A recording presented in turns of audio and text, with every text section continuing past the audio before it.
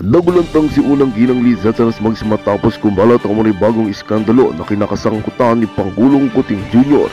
Samantala muling pinaulanan ng matinding pambabatikos ni dating Pangulong Rodrigo Duterte si Kuting Jr. na nagdulot ng matinding tensyon sa pamahalaan. Ayon sa mga pagkakatiwalaang ulat, ang nasabing iskandalo ay tumutukoy sa mga aligasyon ng paglabag sa tiwala ng publiko at iba pang mga personal na isyu na gayon umiikot sa social media. Labis umanong ikinabahala ni Zatanas ang mabilis na pagkalat nito na maaaring magdulot ng negatibong epekto sa kanilang pamilya at administrasyon. Samantala sa isang panayam tahasang binatikos ni Duterte si Kuting at tinawag itong mahina at sinabing dapat unahin ang kapakanan ng bayan kaysa sa personal na interes. Habang patuloy na lumalawak ang usapin, nananatiling tahimik ang kampo ni Kuting hinggil sa mga bagong aligasyon. Maraming Pilipinong nananawagan ng malinaw na paliwanag mula sa Malacanang at ng maayos na solusyon upang hindi na lumala ang sitwasyon. Sa gitna ng kontrobersya, umaasa ang taong bayan na mananaig ang katotohanan at justisya para sa ikabubuti ng bansa. At yan nga ang balitang ating pagkakatutukan. Ngunit bago ang lahat, siguraduhin mag-subscribe at i-hit ang notification bell para sa patuloy na pagtutok sa mga silip ng bagong balita sa tunay na boses ng masa.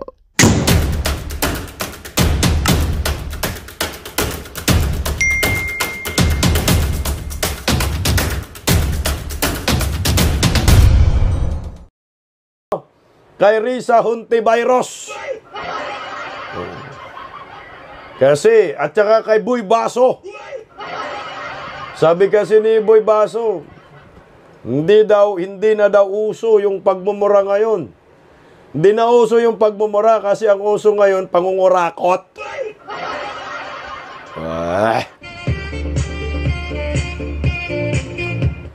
Tinanong kasi si Tatay Digong, bakit ba kasi hinahanap pa siya ng maraming Pilipino? Hindi naman na siya presidente. May presidente naman na, kaso ngagba. Hello, is Patwinan, magandang gabi ho sa inyo. No? Minahal nga ba si Pangulong Duterte ng maraming Pilipino nang dahil sa pagmumura niya?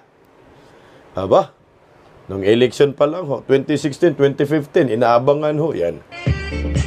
Agre ba kayo or sobrang agre? Yan ang tatak Duterte. Pero wag mong isipin na ikaw ang minumura. Ang minumura ho, mga kriminals. Mga kriminal, mga protector ng mga dorogista. Hello, si Miso Sir, magandang gabi ho sa inyo. Jim, Magading, Adelite, tumayong gabi ho sa inyo. At, naku guys, ayon po kay Senator J.B. Ejercito, ipatigil na umano ang hearing dyan sa Senado patungkol po sa war on drugs. Hello po, Dark Angel, maayong gabi eh.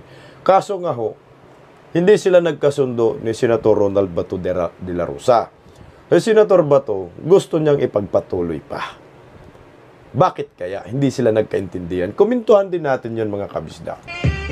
Sa akin okay, pero hindi. Parang naguguluhan ako lang sa sinasabi ni Senator J.B. Ejercito. Pwede naman, pero mamaya, meron akong bargain. Meron ako, para patas ba? Para matigil na ang lahat, no? Mamaya pag-usapan natin. At abante, biglang liko. Biglang liko. Abante, biglang atras. Nakaramdam na yata si Atras Abante ng kaso eh. No? Nag-iba pala yung tono niya nung press-con. Galing ah. Nimal. Naku, ito patay ka bangag ngayon. Walang kawala ho dito si Bangag. Grabe naman tong panggulo na to, insensitive. Alam niyo ho ba ngayon? Binabayo ho ng signal number 5 ang Batanes. Nakakalungkot dahil kulang na po ang tulong sa kanila. Walang tulong, napabayaan. Yung tulong umano nila, yung food pack na natira nung panahon pa ng Bagyong Christine. Ngayon, nung binabayo po sila ngayon ng signal number 5, wala ho silang ayuda ngayon. Kaya umapila po ang gobernador ng Batanes. Nasaan si Bangag?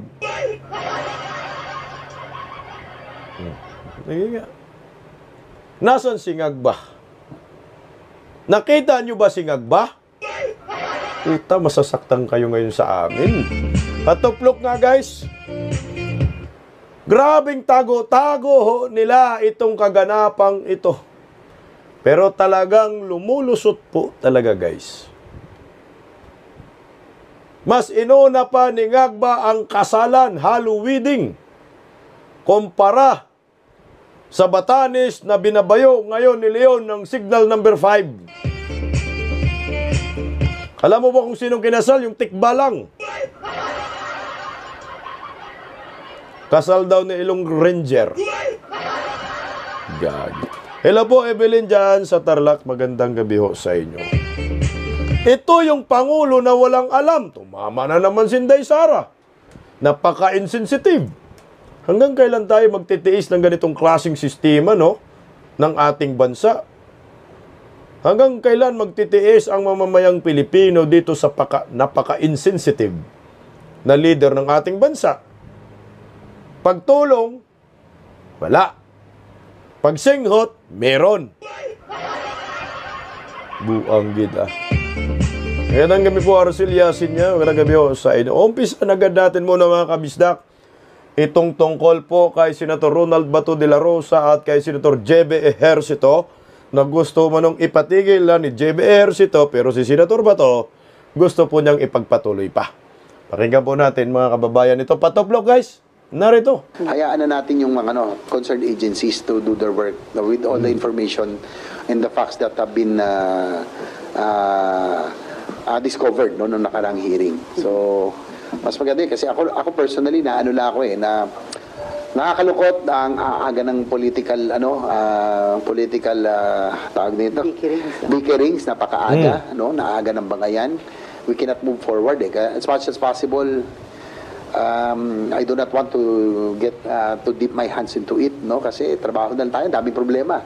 Dito lang sa UAC implementation, ang dami pa nating mga dapat infrastructure na dapat natin maghabol, ang dami nating problema and all of these political bickerings are not helping on our direction, no? Nakakagulo ang aga.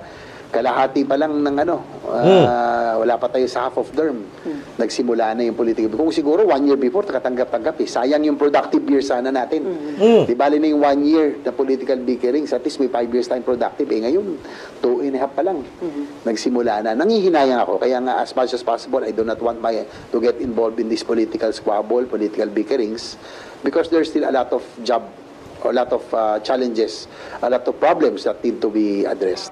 Pero tutol si Senador Ronald Bato de la Rosa dahil hindi pa raw nagpapakita ang mga pangunahing resource person. Inimbita ng Senado pero hindi sumipot ang mga nag-aakusa kay Duterte at de la Rosa, kabilang na sina retired Colonel Garma at ang self-confessed drug lord na si Kerwin Espinosa. Hindi pa, kasi hindi pa nagpakita yung mga resource person na nagadawit sa akin Correct. Hindi pa nagpakita si Garma, si Kerwin Espinosa. Kailangan andyan sila para Correct. masatisfy ako.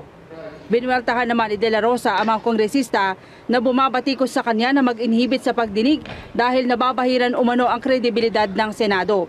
Bakit malalagay sa panganib na kung mag-imbestiga tayo, hindi man tayo korte, no? We are not sitting there as judge. We are not sitting there as prosecutor. We are sitting there as investigator at nagbibigay ng at the same time nagbibigay ng aming point of view sa war on drugs.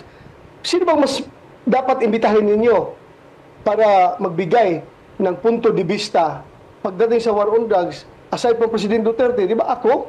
Because I was the main implementer of the war on drugs. Tama. So I have said it in the opening of the hearing na I am here as a member of the panel. At the same time, a resource person, you can interrogate me anytime you want. Sabi ko sa aking mga colleagues. Eto na ho ngayon. Political bickering. Tama ba yung sabi ni J.B. Ejercito? Ako talaga, gusto ko talagang ipatigil yan. Kaso ang problema nga ho, dapat siguro yung maunang tumigil, yung Quadcom. Ito ay sagot man ito sa Senate.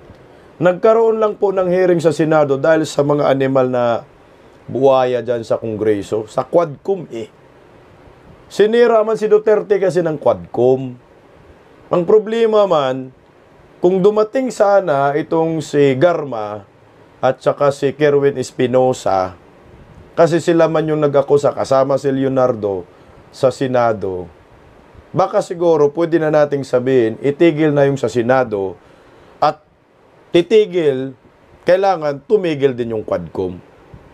Mas maganda siguro, unahin muna tumigil itong Quadcom kasi nakasyam naman sila na hearing eh. Nakasyam na hearing ho eh. Nag-umpisa kasi si Tambaloslos dyan sa Kongreso. So, ang gagawin ho siguro, Manong JB Ejercito, bago natin ipatigil dyan sa Senado yung hearing na yan, anyway, si Tatay Digong kasi, di naman nila imbitahan na sa Senado. Ipatigil na lang ko siguro yung sa Quadcom, manawagan ho tayo, maraming Pilipino, kasi sayang man ang pera ng bayan. Maliwanag naman yan ay pamumulitika lamang kontra sa mga Duterte. Itigil na ninyo yung sa Quadcom kasi naiinis ng taong bayan. Pag tumigil ho, patinin muna yung resource person ng Quadcom na si Garma, Kerwin Espinosa, Leonardo, no, doon sa Senate. Pagkatapos na maliwanagan ng lahat, tigil din yung Senado para matapos ng lahat. Para patas, kasi ang hirap naman ho na ititigil nyo po yung yung sa Senado, pero yung mga buhaya sa Kongreso tuloy-tuloy. Maano na yun? Parang hindi rin maganda. Na kaka-umpisa lang ng Senado dahil napahiya ho sila ni Duterte, ititigil na agad. No. Mauna siguro yung Quadcom. Itigil muna yung Quadcom para matapos na, para patas, nang tumutok na lang ho sa totoong issue. Ano bang issue ngayon? Murang bilihin. No? Pangangailangan natin ngayong bagyo. Ganun yung mga issue eh. Corruption, flood control projects, yun yung mga corruption.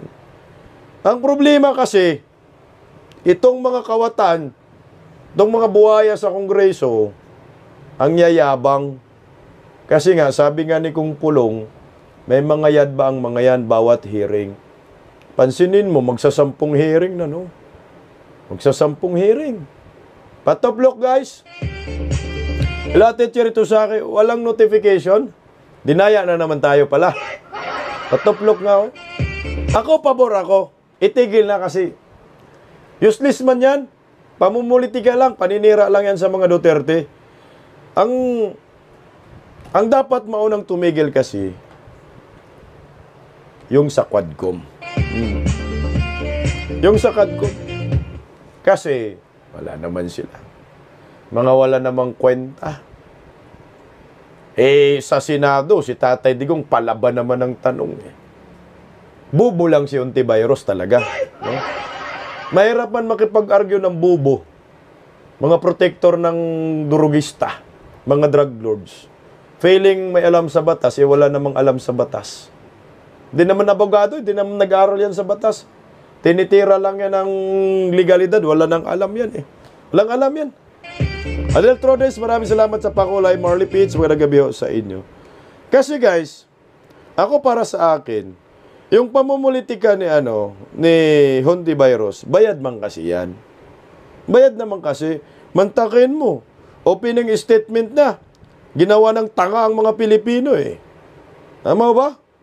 Pilit ipapaniwala ayon sa kanyang mga sinasabi, wala namang kwenta.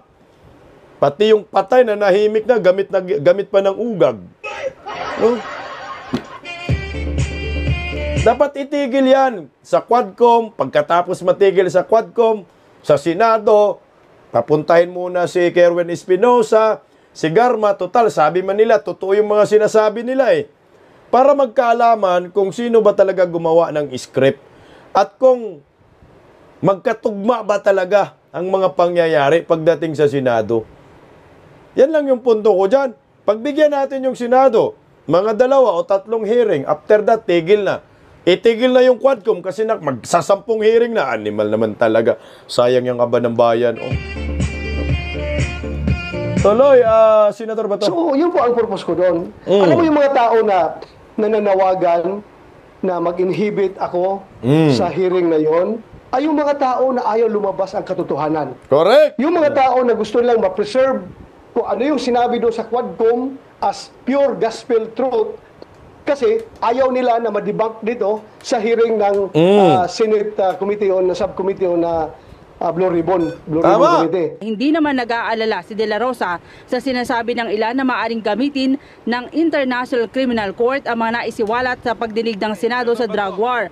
Kaugnayan sa mga naging aksyon ni dating Pangulong Duterte at ni Bato De La Rosa mismo bilang chief implementor ng war on drugs. Sabi ni De La Rosa, wala namang kontrol ang Pilipinas sa ICC at kung gusto nilang i-monitor ang mga development sa bansa, kaugnay sa investigasyon sa drug war. Pero nananatili ang katotohanan na wala ng jurisdiksyon ng ICC sa Pilipinas. Wala na yung uri-uri na yan. Wala na yung uri-uri na yan. Sige, kung andyan kayo, go ahead. Go ahead. Wala na uri-uri yan. Doon sa mga batikos na hinayjack umano ng dating Pangulo ang pagdinig ng Senado noong Lunes, sabi ni De La Rosa, hindi ito totoo dahil mismong ang mga senador na ang sumuko sa mga pagtatanong. Katunayan, sila mismo ang humimok sa dating Pangulo na excuse na siya sa pagdinig ng Senado. Gusto pa nga raw ng dating Pangulo na sumagot pero inayawan na siya ng mga senador. Wala pang schedule kung kailan ang susunod na hearing dahil sa susunod na 2 linggo magiging abala ang Senado sa pagtalakay sa panukalang pambansang budget. Okay, ayan po yung nangyayari ngayon. Ako sa akin, tama dito si Senator Bato. Takot lang talaga yung mga kongresista na mapunit yung kanilang script. Isipin mo, isang pulis lang nagsalita, nagkagulo na ang mga animal eh. Kasi seryoso man ang seryoso mang kaso yan, guys. Kakasuhan talaga sila ni Tatay Digong, itong si Pastor Dela at saka si Boy Kiyod. Kakasuhan talaga sila. Ang gusto lang nila kasi mangyari, sila lang yung maghihiring. Ang problema, may may senado kasi. Sila, kongresista, ang yayabang, ilan lang naman mong bumoto sa kanila. So, siyempre, para malaman natin kung totoo yung mga sinasabi ng witness, punta kayo dito sa punta kayo sa Senado. Nasaan si Garma? Nasaan si Kerwin Espinosa? Di pumupunta kasi baka masira yung script. Sira talaga, magkalit-silitsi man sila dyan. Pag biglang pilitin, I think sinusumon sila. Hello po, magandang gabi ho sa inyo. Patuplok nga, guys. Tingnan mo itong si Abante, akala mo talaga merong pinaglalaban, animal mandaraya. Akala mo talaga consistent yung kanyang katapangan. Biglang umatras, nag-iba yung timbre. Pakinggan nyo po Kakasuhan man to ni Tatay Digong. Naintindihan ko naman ang kalagayan ng ating Pangulo tulad ni Congressman Fernandez. Yan po namin niya kasi wala nang naging mayor siya. Magulo sa Davao Nung naging mayor siya, talagang sa Davao magulo. Ang daming NPA, ang daming drug pushers. Ginawa niya, nilinis niya. Yun din ang kanyang ginawang template sa buong bansa. Naunawaan ko po ang ating Pangulo. Buang So bakit pa tayo nag-imbestiga dyan? Naunawaan daw niya talaga ang Pangulo kasi sa Davao daw maraming NPA, maraming krimen nung dumating si Duterte. Nalinis. Buang. Biglang umatras si Abante. Sira ang makina. Paano hindi ka aatras, tol? Ikaw, di hamak, pastor ka lang naman. Di ka naman nag-aral ng batas. Tapos, ewan ko kung nag-aral din siya ng Biblia, di ko alam. Sabi natin, iba na tono ni Boy Dila. Iba na talaga ang tono ni Pastor Dila. Iba na, guilty. Hindi nga sila dumipinsa. Hindi nga to dumipinsa Sa banat ni Hector Grijaldo Cornel si Boy Kiyod lang yung dumipinsa. O ito, literal, umatras. Umatras ang dila. Nakakahiya po sa kanyang mga followers na siya po ay makasuhan. Venus Diaz, magandang gabi ho sa inyo. Nakakahiya po sa kanyang mga tagasunod na yung isang pastor dila ay kinakasuhan dahil lamang sa pira. Walang katuturan yung quadcom kasi. Ang purpose yan, manira lamang yan. Yan ang totoo. O ngayon, ang gawin ho ninyo, pastor atras, ipadala nyo muna si Kerwin Espinosa. Hello, Mercy Morano, salamat sa pakulay. Ipadala nyo muna si Garma. Alam ko yan, pinigilan po ninyo yan. Para sa akin, sila po nagpigil dito. Kasi bakit nag-attend sa kanila? Sa Kongreso, tapos sa Senado, ayaw. Pinigilan nila ito, si Kerwin, pinigilan nila na wag kang dumating. Uy, ano nangyayari? Gorgor ba tayo, guys? Luko, Teka lang. Ang gagi. Gorgor ba tayo, tol? Hindi naman. Biglang nawala ako sa monitor, Okay. Siyempre, pinigilan niya, huwag kang dumating. Huwag kang pumunta. Kasi yung ginawa nating script, masisira. Kasi kunting ano lang yan, kunting pagkakamali lang ni Kerwin at ni Garma dito, pati si Leonardo. Tunaw talaga silang lahat. Tunaw silang lahat. At baka kumantaho sila na si Trillanes ang coach nila. At ang amo nila si Palaka. Pareho ng amo ni Hontiveros. At tingnan mo mga kababayan ko. Itong si Hontiveros, pilit niya dinidiscredit yung war on drugs sa previous admin. Sinisira niya, hindi daw ipagmalaki ang war on drugs. Tapos, gusto niyang sabihin na masama si Duterte. Tapos, sinasaway niya yung figure of speech si Tatay Digong, pagmumura, sinasaway niya. Tapos, sinugundahan ni Boy Baso. Tingnan mo ang script, no? Sinugundahan ni Boy Baso, sabi ni Boy Baso, oy, Ma'am Marnie Reid, magandang gabi sa inyo. Sabi ni Boy Baso, wala nang puwang yung pagmumura, hindi na uso daw yung pagmumura. Walang puwang daw yung pagmumura sa Senado. Yun yung sinasabi nila ni Boy Baso. Ang problema nga ho, doon sa loob ng Senado, every time, nagbibitaw si Tatay Digong ng mura, palakpakan yung mga tao. Yan yung personalidad ng isang leader na matapang, strong personality. Wala siyang pakialam. Alam niyo ho ba? Ako sa akin hello, Ma'am Lovelyn Sibukawa at Bayot na Rakista. Jem Aris, magandang gabi sa inyo.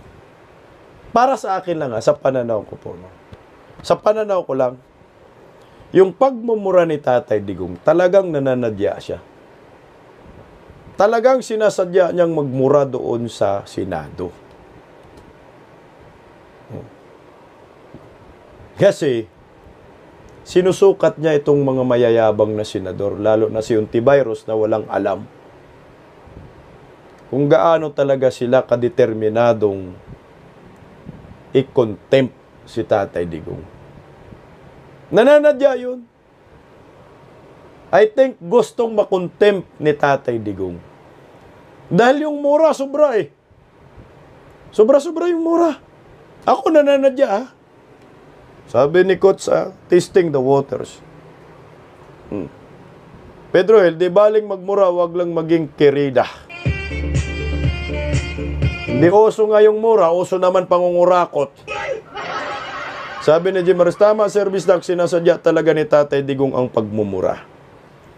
Sinasadya talaga, hindi ba kayo nakalata? Grabing mura, ang bibigat Ang bibigat ang mura. Gusto pa nga ni Tatay Digong, hanggang magdamag tayo Para anli mura Sabi ni Daisy, gusto ko yung nagmumura sa totoong tao kaysa santa-santahan. Naman, Hida Junior nga, hindi nagmumura, sumisinghot naman. Paano yun? Hida Junior nga, hindi nga nagmumura, baha naman inabot natin. Paano yun? Ang lulutong ng mura. Kaya ito po yung ano dyan. Kaya sinasabi ko dyan, Filipinos in love sa mura ni former President Rodrigo Roa Duterte. 34 daw yung mura, binilang mo Lucila Gabo. Galing mo Shara, hindi kasi plastic si Tatay Digong. Hindi plastic. Totoong tao yan. Okay. I-play natin yung yung bidyong ito. Ito po yung part ng isang conference kasi may nagtatanong patungkol dito. Tatay Digong, bakit ba ikaw yung hinahanap ng maraming tao ngayon? May presidente naman. Paano hindi hanapin si Tatay Digong? Yung nakaupong presidente ngayon, gumaganon. Walang bilang. As in. Sabi ni Nantros, kayo lang yun, boss, in love sa mura. Buang ka. Ay, durugista ka. Bert, durugista ka, Bert? Putangin na, akala ko naubos na kayo ni Tatay Digong. Andyan ka pa pala? Like ka muna, Bert. Alam mo kasi, Bert, ang minumura, Bert, durugista. Pag ikaw, Bert, galit ka, Bert, durugista ka talaga, Bert. Na, Bert? Hanggang umalis, Bert, tanbay ka lang, total, malapit naman, undas, no?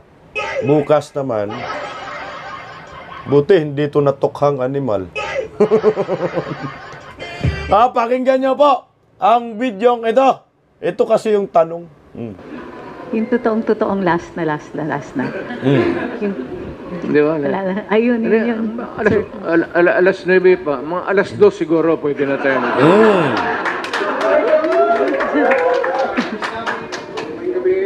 Yes, sir. Kanina umaga, nag-umpisa po yung mayor. Hanggang yung matapos.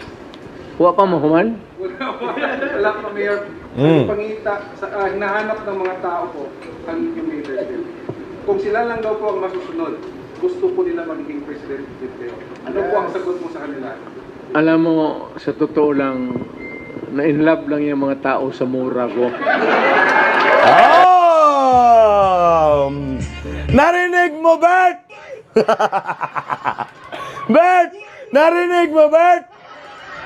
Puta, mag-amin na nga ho tayo.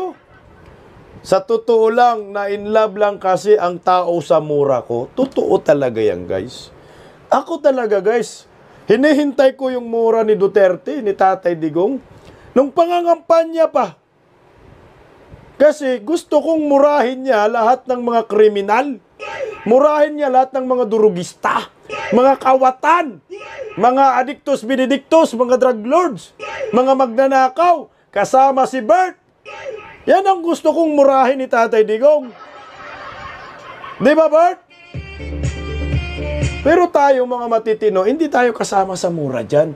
Ligtas tayo. Pero kung mga kagaya ni Bert na mga demonyo, patay ka talaga, didemonyohin ka talaga ni Tatay Digong. Agree ba kayo? Sa sinasabi ni Tatay Digong, in love lang kasi ang tao sa mura. Sa mura ko. Dinabaling palamura, hindi naman kawatan.